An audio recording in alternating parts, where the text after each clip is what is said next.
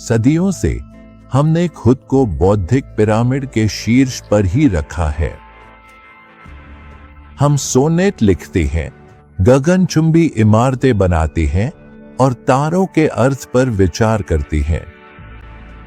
लेकिन क्या हो अगर इस ग्रह पर बुद्धिमत्ता की कहानी कहीं ज्यादा समृद्ध, विविध और सच कहें तो हमारी कल्पना से कहीं ज्यादा अजीब हो?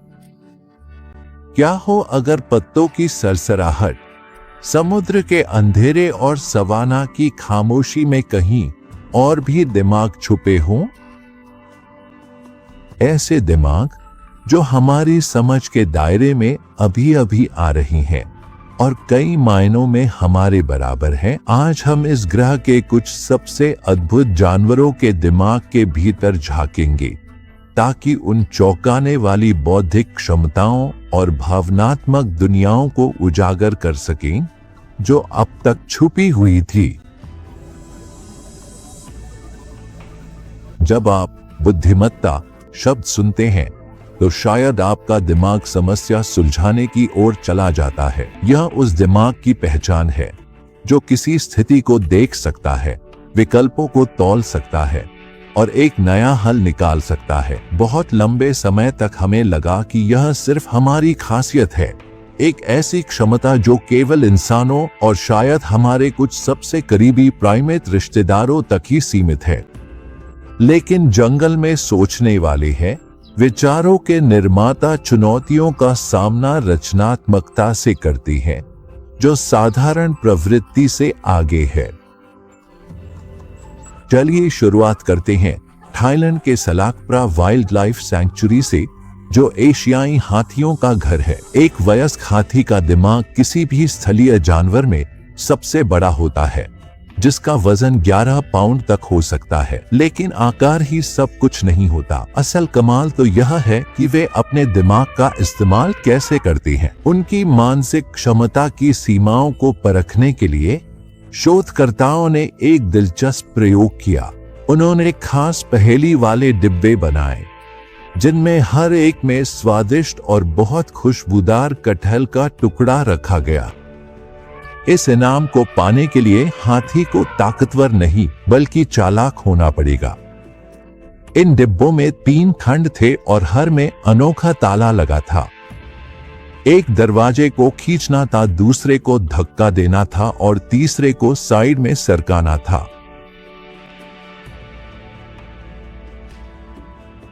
मोशन एक्टिवेटेड कैमरों ने देखा कि 77 जंगली हाथी इन पहेलियों के पास आए और जो दिखा वह कोई एक जैसा स्वाभाविक व्यवहार नहीं था। यह तो अलग अलग व्यक्तित्व और बुद्धिमत्ता का प्रदर्शन था। 44 हाथियों ने इन डिब्बों के साथ खेलने का फैसला किया और उनके तरीके बेहद अलग अलग थे। कुछ बहुत सावधानी से काम कर रहे थे, कुछ बहुत साहसी थे, कुछ जिद्दी थे, बार बार आजमाते रहे, जबकि कुछ ने व्यवस्थित रूप से अलग तरीके आजमाए। नतीजे हैरान कर देने वाले थे। 11 हाथियों ने दरवाजा खोलना सीख लिया और 8 ने 2 तरह के दरवाजे खोलने में महारत हासिल कर ली। लेकिन 5 हाथी, उन्होंने तीनों पहेलियां हल कर ली।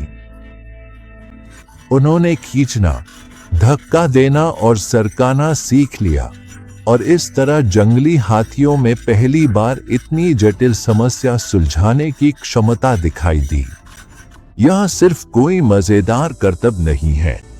इस तरह की मानसिक लचीलापन हमारे द्वारा तेजी से बदलती दुनिया में जीवित रहने के लिए एक बेहद जरूरी औजार है। जहां इंसानों और हाथियों के इलाके आपस में मिलते हैं, वहां हाथियों को इंसानों द्वारा बनाए गए अवरोधों को चकमा देने के लिए अपनी बुद्धि का इस्तेमाल करते हुए देखा गया है। उन्होंने सीख लिया है कि उनके दांतों में बिजली नहीं लगती और वे उनका इस्तेमाल बिजली के बाड़ को उठाने और तोड़ने में करते हैं, जिससे उनका झुंड निकल जाता है। सीखने, नवाचार करने और यहाँ तक कि सिखाने की यह क्षमता इस बात का सबूत है कि दिमाग सक्रिय रूप से सोच रहा है, अनुकूलित हो रहा है और सीख रहा है। लेकिन क्या नए समस्याओं के समाधान खोजने की यह क्षमता सिर्फ मशहूर बुद्धिमान जानवरों तक ही सीमित है? क्या होता है जब हम एक ऐसे जीव को देखते हैं जिसे अक्सर आम कीट माना जाता है? अब हमारी यात्रा हमें थाईलैंड के एक शांत अभयारण्य से हमारे अपने शहरों के हलचल भरे कंक्रीट के जंगलों तक ले जाती है। यहाँ लाल लोमड़ी शहरी जीवन में जीवित रहने की माहिर बन गई है। एक लोमड़ी के लिए शहर पत्थर और रोशनी की एक अराजक भूल भुलैया नहीं है। यह अवसरों का एक परिदृश्य है जो उन लोगों के लिए संसाधनों से भरा है जो उन्हें खोजने के लिए पर्याप्त चतुर हैं। शहरी लोमड़ियों ने अद्भुत संज्ञानात्मक मानचित्रण कौशल दिखाए हैं। वे अपने क्षेत्रों के विस्तृत मानसिक खाके बनाती हैं, जिनमें सिर्फ खाना और आश्रय ही नहीं बल्कि इंसानों की दिनचर्या भी शामिल होती है। वे कचरा गाड़ियों के रास्ते, रेस्तरां के बंद होने का समय और ट्रैफिक के पैटर्न सीख लेती हैं ताकि वे अपनी दुनिया में और अधिक सुरक्षित और प्रभावी ढंग से घूम सकें। यह सिर्फ बचा खुचा खाना ढूंढना भर नहीं है, यह जटिल कई चरणों वाली समस्या सुलझाने की प्रक्रिया है। एक लोमड़ी देख सकती है कि कोई भला इंसान गिलहरी से सुरक्षित बर्ड फीडर बाहर रख रहा है। लोमड़ी के लिए यह कोई बंद रास्ता नहीं बल्कि एक पहेली है। वह उसे देखेगी, परखेगी और अलग अलग कोणों से फीडर की जांच करेगी, किसी कमजोरी की तलाश में, जब तक कि उसे खाना पाने के लिए जरूरी सटीक क्रम न सीख जाए। वे ऐसा व्यवहारिक लचीलापन दिखाती हैं जो उन्हें ऐसे माहौल में फलने फूलने देता है जो उनके प्राकृतिक आवास से बिल्कुल अलग है। यह बुद्धिमत्ता किसी स्थिर जंगल में नहीं बल्कि इंसानी सभ्यता के अराजक, लगातार बदलते केंद्र में गढ़ी गई है। समस्या हल करना एक बात है, लेकिन दूरदर्शिता, भविष्य के लिए योजना बनाना, अनदेखे काम के लिए औजार बनाना, यहीं पर पशु बुद्धिमत्ता उस क्षेत्र में प्रवेश करती है जिसे हम सदियों से अपना मानते आए हैं। औजार बनाना एक तरह की मानसिक समय यात्रा है जहां आप जरूरत देखते हैं, वस्तु की कल्पना करते हैं और फिर उसे बनाते हैं। आइए हम दक्षिण प्रशांत के न्यू कैलेडोनिया के उष्णकटिबंधीय जंगलों की ओर चलते हैं। यह वह जगह है जहां एक पक्षी रहता है जिसने पक्षियों की बुद्धिमत्ता की परिभाषा ही बदल दी है। न्यू कैलेडोनियन कौवा। ये पक्षी सिर्फ औजारों का इस्तेमाल नहीं करते बल्कि ये तो असली कारीगर हैं। ये अपने जटिल औजारों की विविधता के लिए मशहूर हैं, जिनसे ये पेड़ों के भीतर गहराई में छिपे बीटल के लार्वा को निकालते हैं। ये दो मुहा टहनी ढूंढते हैं और उसे बारीकी से काट छांट कर सही हुक बना लेते हैं। वे मजबूत पत्तों के किनारों को फाड़कर कांटेदार आरी जैसे औजार बना लेते हैं। इनका डिजाइन जानबूझकर और खास तौर पर इस काम के लिए बनाया जाता है। इनकी चोंच भी इनके औजार इस्तेमाल करने की संस्कृति के साथ साथ विकसित हो गई है, जो अब ज्यादा सीधी हो गई है ताकि ये और सटीक और मजबूत पकड़ बना सकें। इन कौवों की बुद्धिमत्ता को एक प्रयोग में परखा गया ईसप की कहानियों से लिया गया था। उस कहानी में एक प्यासा कौवा घड़े में कंकड़ डालता है ताकि पानी का स्तर ऊपर आ जाए। वैज्ञानिक जानना चाहते थे कि क्या असली कौवा ऐसा कर सकता है। उन्होंने न्यू कैलेडोनियन कौवों को पानी भरी संकरी नली दी जिसमें एक तैरती खाने की चीज उनकी पहुंच से थोड़ी दूर थी। पास में पत्थरों रखा था। कौवों ने थोड़ी देर सोचने के बाद पत्थर नली में डालने शुरू कर दिए और धीरे धीरे पानी का स्तर बढ़ाते गए जब तक कि खाना उनके पास नहीं आ गया। उन्होंने सिर्फ ऐसा किया ही नहीं, उन्होंने भौतिकी को भी समझा। जब उन्हें डूबने वाली और तैरने वाली चीजों में से चुनने को कहा गया तो उन्होंने हमेशा डूबने वाली चीजों को ही चुना। उन्होंने छोटे पत्थरों की बजाय बड़े पत्थरों को चुना, जिससे उन्हें इनाम जल्दी मिल गया। यह कारण और प्रभाव की चौंकाने वाली परिष्कृत समझ का प्रदर्शन था। लेकिन बात इससे भी ज्यादा दिलचस्प हो जाती है। उन्होंने मेटा टूल यूज नामक एक चीज में भी महारत हासिल कर ली है, जिसमें एक औजार का इस्तेमाल दूसरे औजार को पाने के लिए किया जाता है। एक दिमाग घुमा देने वाले प्रयोग में एक कौवे को एक बंद डिब्बे से खाने का इनाम निकालना था। एक छोटी छड़ी उपलब्ध थी, लेकिन वह बहुत छोटी थी। हालांकि उस छड़ी का इस्तेमाल दूसरी डिब्बी से एक लंबी छड़ी निकालने के लिए किया जा सकता था, जिससे फिर खाना निकाला जा सकता था। जांच किए गए 7 में से 6 कौवों ने यह कई चरणों वाली पहली ही कोशिश में हल कर ली, जो योजना बनाने की ऐसी क्षमता है जो हमने पहले केवल प्राइमेट्स में देखी थी। और भी अद्भुत प्रदर्शन में एक कौवा जिसका नाम मैंगो था, बिना किसी प्रशिक्षण के यह समझ गया कि छोटे छोटे बेकार हिस्सों को जोड़कर एक लंबा औजार कैसे बनाया जाए। यह जानवरों के लिए ऐसा है जैसे अपने दिमाग में बने ब्लूप्रिंट से कोई जटिल मशीन बनाना। तो हमने देखा कि जानवर नवाचार कर सकते हैं और चीजें बना सकते हैं, लेकिन क्या यह सब सिर्फ ठंडी गणना है या इसमें कुछ और भी है? क्या वे भी महसूस करते हैं? कई वर्षों तक जानवरों की भावनाओं के विचार को यह कहकर खारिज कर दिया गया कि हम अपनी भावनाएं उन पर थोप रही हैं। लेकिन अब वैज्ञानिक प्रमाण लगातार बढ़ रही हैं और एक नया सर्वसम्मति बन चुका है। जानवरों की संवेदनशीलता यानी खुशी, डर और दर्द जैसी चीजें महसूस करने की क्षमता अब बहुत सारी प्रजातियों के लिए व्यापक रूप से स्वीकार की जा चुकी है। 2024 की New York declaration on animal consciousness, जिसे सैकड़ों वैज्ञानिकों ने साइन किया है, कहती है स्तनधारियों और पक्षियों में सचेत अनुभव के लिए मजबूत समर्थन है और कई अन्य जीवों में, जिनमें ऑक्टोपस भी शामिल है, इसकी वास्तविक संभावना है। यह सिर्फ भावना नहीं है, यह विज्ञान है। और दुनिया के कुछ सबसे प्रतिष्ठित जानवरों के जटिल सामाजिक जीवन में यह भावनात्मक गहराई कहीं और इतनी स्पष्ट नहीं दिखती। आइए फिर से हाथियों की बात करें, जिनका भावनात्मक जीवन उतना ही विशाल है जितने वे खुद हैं। हाथी घनिष्ठ, कई पीढ़ियों वाले परिवारों में रहते हैं, जिनका नेतृत्व एक मादा करती है। ये संबंध सिर्फ सुरक्षा के लिए नहीं होते, ये गहराई से भावनात्मक होते हैं। वे दोस्ती बनाते हैं, बीमार और घायल साथियों की देखभाल करते हैं, मृतकों का शोक मनाते हैं। पर्यवेक्षकों ने हाथियों को परिवार के अवशेषों के पास घंटों तक खड़े रहते देखा है। वे सूंड से हड्डियों को धीरे धीरे छूते हैं।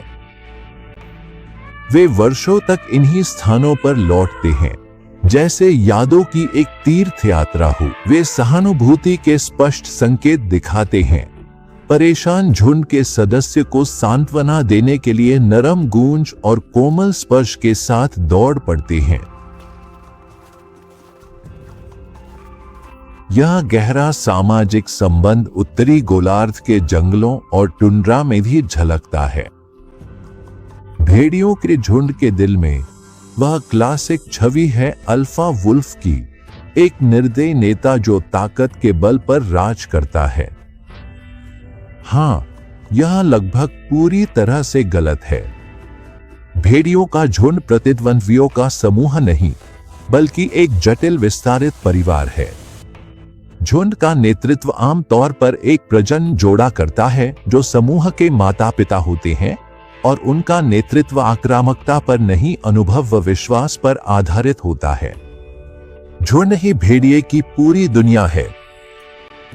वे अपने परिवार के प्रति इतने समर्पित होते हैं कि अगर कोई महत्वपूर्ण सदस्य जैसे माता पिता खो जाए तो पूरा झुंड बिखर सकता है। उनका अस्तित्व उस सहयोग पर निर्भर करता है जो गहरे भावनात्मक संबंधों के बिना असंभव है। जब वे मूस या बाइसन जैसे बड़े शिकार का शिकार करते हैं तो भेड़िए जटिल और समन्वित रणनीतियों का इस्तेमाल करते हैं। वे सूक्ष्म शारीरिक भाषा और आवाजों के जरिए संवाद करते हैं और हर सदस्य अपनी भूमिका को समझता है।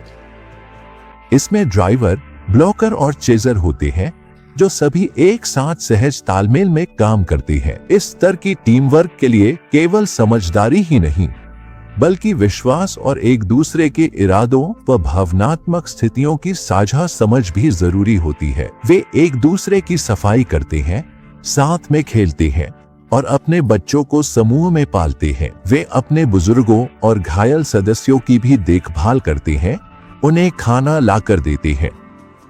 यह एक ऐसा समाज है जो भावनात्मक जुड़ाव की नींव पर टिका है।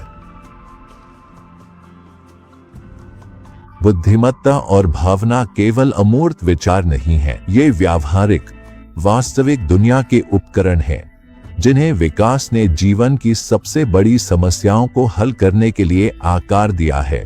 भोजन ढूंढना, सुरक्षित रहना और यह सुनिश्चित करना कि अगली पीढ़ी भी हो। दुनिया के सबसे बड़े अनुकूलनकर्ता हमें यह बुद्धिमत्ता क्रियाशील रूप में दिखाते हैं जो मन और शरीर का एक सुंदर नृत्य है। आर्कटिक टर्न को ही लीजिए। यह छोटा सा समुद्री पक्षी जिसका वजन कुछ औंस ही है, प्रवास का निर्विवाद राजा है। हर साल यह आर्कटिक के अपने प्रजनन स्थलों से अंटार्कटिका और वापस एक दिमाग हिला देने वाली यात्रा करता है जो 44,000 मील से भी ज्यादा हो सकती है। अपने जीवन काल में यह ऐसा है जैसे चांद तक 3 बार जाकर वापस आना। यह कर दिखाने के लिए केवल सहन शक्ति ही काफी नहीं है, इसके लिए प्रकृति की सबसे जटिल नेविगेशन प्रणालियों में से एक की जरूरत होती है। टर्न सूरज और सितारों का इस्तेमाल करता है, लेकिन उसके पास एक छुपी हुई इंद्रिय भी है। इसके दिमाग में बायोमैग्नेटाइट नामक एक यौगिक होता है जो इसे पृथ्वी के चुंबकीय क्षेत्र को महसूस करता है।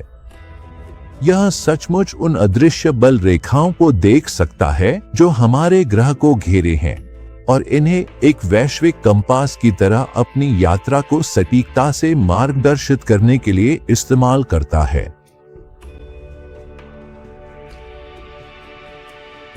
लेकिन शायद कोई भी जीव हमारी बुद्धिमत्ता की परिभाषा को उतनी चुनौती नहीं देता जितना वह जिसने जीवन के वृक्ष की एक पूरी तरह अलग शाखा पर विकास किया। ऑक्टोपस के साथ हमारा आखिरी साझा पूर्वज एक साधारण कीड़े जैसा जीव था जो 50 करोड़ साल पहले रहता था। फिर भी उन्होंने एक गहरी, लगभग एलियन जैसी जटिलता वाला मस्तिष्क विकसित किया है। ऑक्टोपस की तंत्रिका प्रणाली पूरी तरह से विकेंद्रीकृत होती है। इसके 2/3 न्यूरॉन्स इसके केंद्रीय मस्तिष्क में नहीं बल्कि इसकी 8 भुजाओं में होते हैं। हर भुजा के पास वास्तव में अपना खुद का दिमाग होता है जो स्वतंत्र रूप से स्वाद, स्पर्श और गति कर सकती है। यह वितरित बुद्धिमत्ता उन्हें अंतिम पलायन कलाकार बनाती है।